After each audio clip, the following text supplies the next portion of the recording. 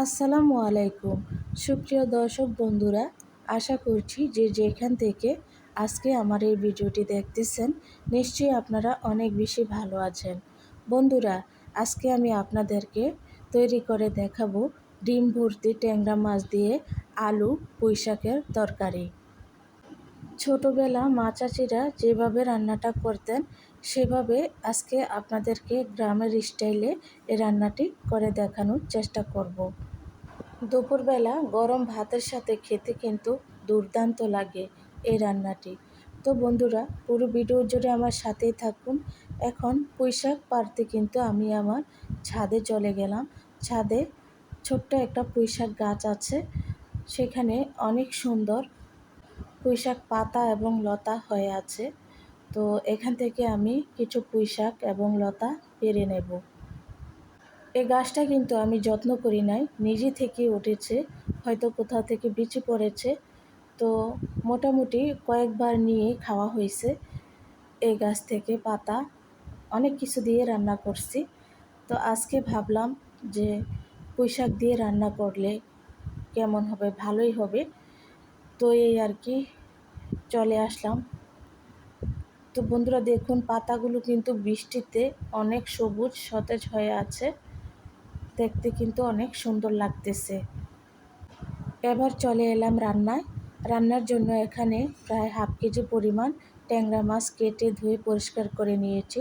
আর পুঁইশাক পাতাগুলোকে কেটে ধুয়ে পানি ঝরিয়ে রেখেছি।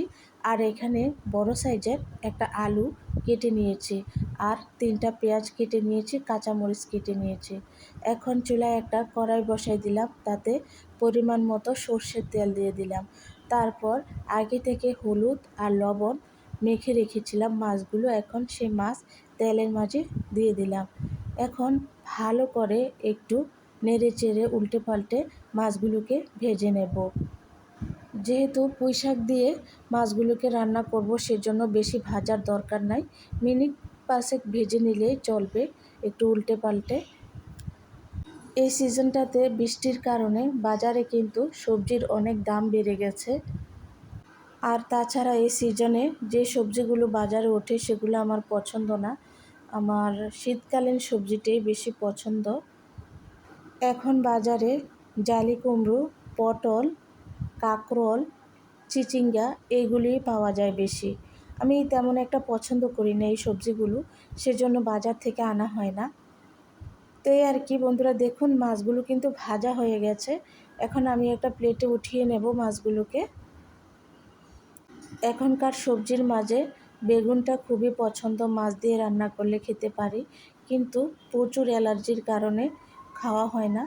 তো মাছগুলো ওঠানোর পর যে অবশিষ্ট তেলটা ছিল সেই তেলের মাঝে এখন পেঁয়াজ কুচি আর কয়েকটা কাঁচামরিচ দিয়ে দিলাম। এই কাঁচামরিচগুলো কিন্তু ছাদের থেকে এনেছি, মানে ছাদে 2-1টা গাছ লাগিয়েছিলাম, তো ভালোই মরিচ ধরেছে মোটামুটি। তো কয়েকবারে এনে খাওয়া হয়েছে, তো আরও ভাবলাম কয়েকটা আছে নিয়ে আসি তরকারিতে দেওয়ার জন্য।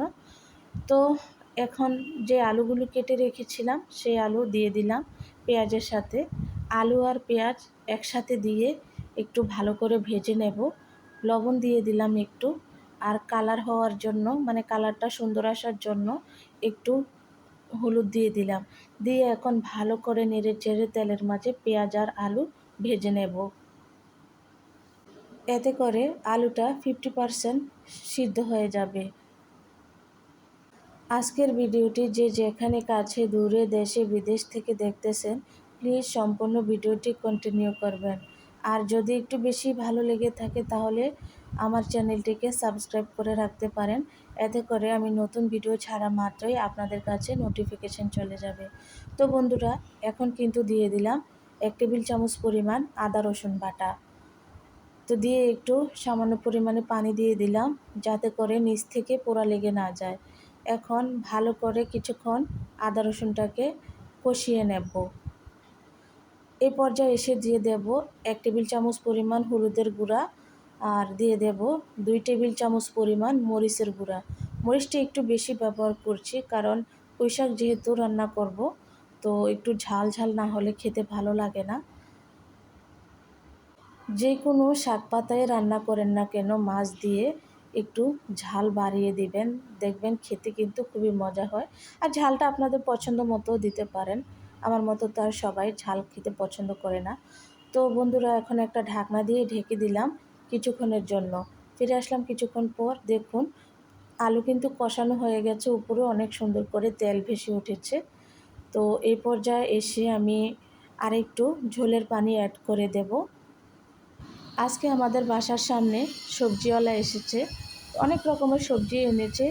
তো লাউ এনেছিল, তো ভেবেছিলাম লাউ কিনবো, মুরগি দিয়ে রান্না করব, কিন্তু লাউগুলো আমার পছন্দ হয় নাই, মনে হয় যেন কবে কেটে রেখেছে, সেজন্য রাখা হয় নাই। তো বন্ধুরা আলু কিন্তু 50% সিদ্ধ হয়ে গেছে। তো এখন আগে থেকে ধুয়ে পরিষ্কার করে রাখা পুঁই শাক দিয়ে দিলাম। পুঁই শাকের সাথে কিন্তু কয়েকটা কলমি শাকও আছে, সেগুলোও কিন্তু ছাদে এক কোণাতে হয়েছিল। তো সেগুলো নিয়ে আসলাম, দেখতে খুব সুন্দর দেখাচ্ছিল, সেজন্য এগুলোও দিয়ে দিলাম। একটা ঢাকনা দিয়ে আমি 5 মিনিট রান্না করে নিলাম। তো দেখুন একদম শাকগুলো কিন্তু একদম মিশে গেছে। তো এখন ভালো করে নেড়ে চেড়ে আলুর সাথে একটু মিক্স করে দেব। মোটামুটি শাকগুলো কিন্তু সিদ্ধও হয়ে গেছে, কালারটা কিন্তু দারুণ আসছে, দেখে হয়তো বুঝতে পারছেন আপনারা। আমার এই রান্নার টিপস ফলো করে অবশ্যই বাসায় আপনারা ট্রাই করবেন, আর আমাকে জানাবেন কমেন্ট করে কেমন হয়েছে তরকারিটা খেতে।